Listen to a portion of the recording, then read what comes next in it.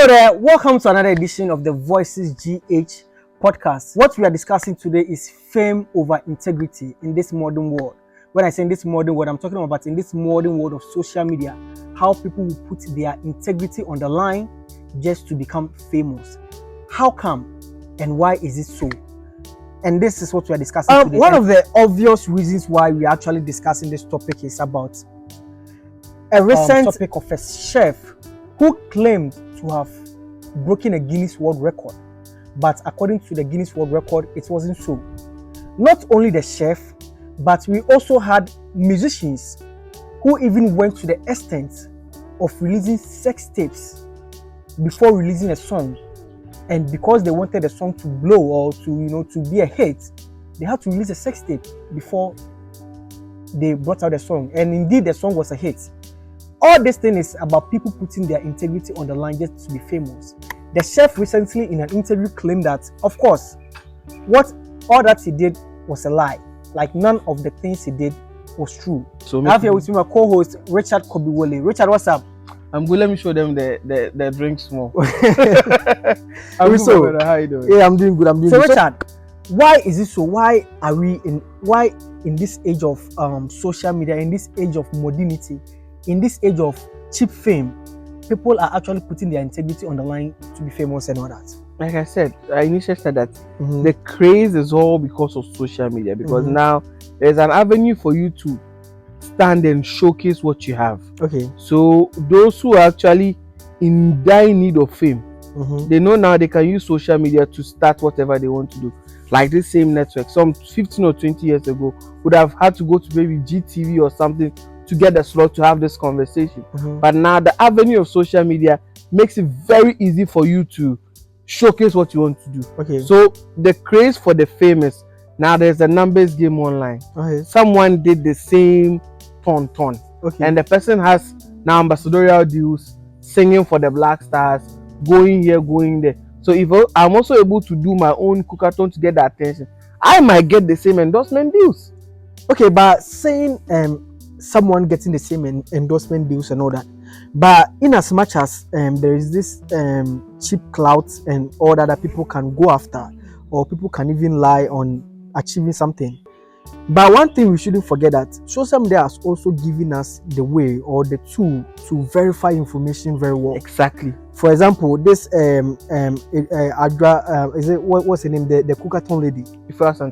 Yeah, people dug to find out whether she has really been adjourned the winner or not, and they went to find out that no, she hasn't. She lost. She lost. So how come that someone who didn't even apply for the Guinness World Record or apply for any of these things even came out boldly to come and confirm that yes, indeed, he has won or he has been adjudged the winner? So initially, you see, those stories are both on different grounds. Okay. Because initially, what I'm trying to say is that he knew that people will find out. So why did he do that? Yes, but the craze for the fame is there. Okay. Because at the end of the day, we are in this country, we've seen people do bad things, and later at the end of the day get the attention they want, and they are riding with it. Okay. To achieve whatever they want to achieve.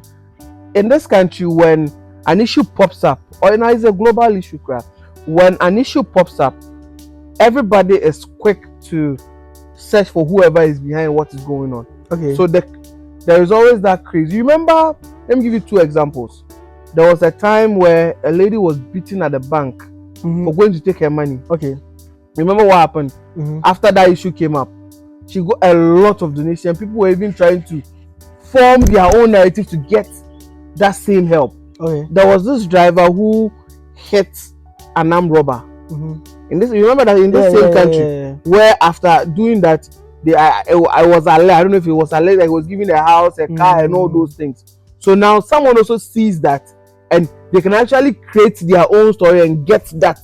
That's what I mean. So the craze for fame is because of what we see predecessors do and what they earn from what people do. Do you understand? Looking at the examples you've given, all these people didn't put their integrity on the line. They rather did something good. But I'm giving you an example that to benefit. Everybody is feeling the heat. So when I find out, okay, this one did this, though it wasn't for fame, he did this and got this as result. Okay, then yet na sneem bopo yen shishie juma magana for. Yet shishie juma nebefa. The chef's own, back to the chef's own. Yeah. The chef's own, he found out that when Efua Santua had her singathon, the whole country was behind her. Okay. When she had the singathon, after that, she had ambassadorial deals. She had a lot of things. She's gotten the platform now to showcase whatever she wants to showcase. So what do I do as a person? I have been cooking for how many years? Nobody knows me. So I'm not saying it's a good act. So what do? I create that same form to get that attention. Okay. And after the cookathon, the fame went down. But we are talking about him now because of the fake plaque he did. Okay, cool. Okay, so looking at this whole situation, like talking about getting the fame, but at the end of the day, is it worth it? Because one, no, I don't think any company or anyone would like to associate him or herself with your brand, because your brand is not a genuine there brand. Are a lot Let me of say it that way. How did Kim Kardashian become popular? Oh, but looking at the American culture and the Ghanaian no, culture. I'm just giving you an example. Now there is. You remember Kiapin Polo? After she had that issue with her kid, that's when she got an ambassadorial deal with a skin company. Skincare. Isn't that a deal? Yeah, that's out of shame. Out of shame, they are still getting ambassadorial deals. Yeah, but this is a two different scenario, two different situation, because the Captain Polo's own, she didn't lie. She didn't come out to lie that this and this. But this guy, she was in the act of being naked. Yeah, but really, her nakedness came out. I want to ask you a question. It was a calculated attempt. Okay, yeah. It was a calculated one. But if you had a company, if you had an organization, a company that you've built on integrity, a company that you built it out, you want people to know that you are authentic, you are like, something like that. I know you understand what I'm trying to say. Would you associate your brand with that chef? Okay. If it's a personal pronoun, I would say no. But it depends on a lot. Now, the depending on the lot is, I have a company. Okay. Now, probably I have a skincare company. Now we are running at a loss because we all know the inflation rate and even how populated the market is when it comes to some products and all of those things. Now, we sit and we find out that, okay, now our skincare company, a lady's nude dropped and she's the talk of the country at the moment. And now we need what we use to sell consumer generated content or markets consumer. She's like the talk, everybody is talking about her. She's going to be the face of the company because the company is also reading numbers, figures. We are not reading societal change or anything, we are reading figures. So the best is, I would think, for business is right. Every company looks at it. Like I have a restaurant and now I feel like, okay, Chef Smith is trending. So if Chef Smith is trending for faking a certificate and all of those things, oh, chef no faking certificate in Crampono. Yeah, the name be a restaurant you are saying. Do you know the number of people who will come to see if it is true? One, and those who also want to taste his food because he's trending. So market-wise, it is working. Market-wise, it is working like that. But me, I don't agree with it because, for me, for example, if maybe Chef Smith associated to any brand, I'm not going to put my money in it. Like I'm saying, brand. You are not going to do it, but there are people who are very inquisitive. And Ghanaian, the population of Ghanaians are very inquisitive. Okay. So studying the market, he's the conversation. And again, if I tell you he's the head of Woolly Restaurant, now everybody would want to come and see why that cook was employed. Okay. Is he a good cook for one? Is he a good cook? Why did he lie? I would want to come and see the chef and ask him questions. You understand what I mean? Oh, yeah. So in terms of marketing, it falls in the right place. The market generation there is okay. But just that in our country, we're always talking about morals. And that issue is the reason why we are still where we are. Okay, but look, we will come back to the morals. Talking of people going to Chef Smith's, people being inquisitive, wanting to taste and all that. Do you think after tasting or anything like that, after that business gets in the bars, do you think that business will sustain? Is it something sustainable? Because when we are doing anything, we do it just because of sustainability, if that thing will sustain or not. But so if what you're so do you is think good, the business will sustain? If what you're doing is good, they will stay. But the truth of the matter is, see, the top of the mind awareness is one when it comes to marketing. Top of the mind awareness is the first key. After that, how you're able to treat your consumer is two. And the last part is how well are you doing the product you are selling. Okay. Do you understand what I mean? Because someone came there because he's an inquisitive. Or better not say, but the guy's really, Coco, the guy really good. Oh. So that's the person's new spot. The only thing is, if you don't change the product you're actually making for the consumers and the product stays same, you want someone with the top of the mind awareness first. Do you understand? Before you even talk about the product itself. So it's just about if you know your worth and you're able to play this game, which is you are winning. You are thinking about how do you win. So how do you win is the only process. Business conversation after 2 weeks, we won't talk about it again. Of course. So that's what I'm saying. So that's Ghana for you. So the morals we're talking about, we hold morals in high esteem. Anything about our life is morals. Waking up, brushing our teeth, bathing, greeting, everything, our daily lives is all about morals. But what I'm trying to let you understand is the sustainability of everything that we are doing. Because anything that we do, social media never forgets. Social media, the reason social media has become so much powerful is because of one thing: reference. It's because of reference. Because if anything happens right now, people can go and get that material back and reproduce it or republish it for people to see, to remember that this and this, who you are, this and this and this. Because you understand. So quite recently, I was scrolling down TikTok and I found a guy talking about an issue that happened probably 10 years ago. Emilia Robe, we heard she stole in UK or whatever. That story that was that crazy. Funny enough, a guy brought it up again on social media. They're like, you remember this girl, Rashida Black Beauty? All of a sudden, the conversation pops up again on social media. But again, if there was something she could have milked in that time, she's been able to milk it. Because the fame would not always be on you. Now, currently, how the world is going, even the fame is on a fast spin. It's moving to the next person. So if you are doing something, I know it would never be sustainable, but if you know what you are doing is right, and people come in because of the negativity, and they come and they like what you are doing, that's you. I always say, whatever you do, you should see whatever you do as a commodity. That okay, now, though I would play the dirty game to get attention, but when you get the attention, what are you doing with the attention? That's the target now. Because back to the same Chef Smith example, I didn't want to go back. Let's go back to the same Chef Smith. If truly he said he's passionate about cooking and he's a good cook, and you go and try his food and you like it, I'm not sure you would remember. You'll be thinking about, he lying. Let me bring this on board. Me, for example, and a lot of people, not just only me. Maybe that's you. Not just only me. I will never trust that food. I will never trust that food in a sense that guy he can poison you. The guy is so deceitful to the extent that I won't trust anything that he will do. So on the other note, not just that people will be inquisitive to go and taste the food. People, like the way you are talking, some people think far ahead than how we see on the surface. Yeah, just what we see on the surface. Some people will say, this guy can lie to the whole nation, to the whole country.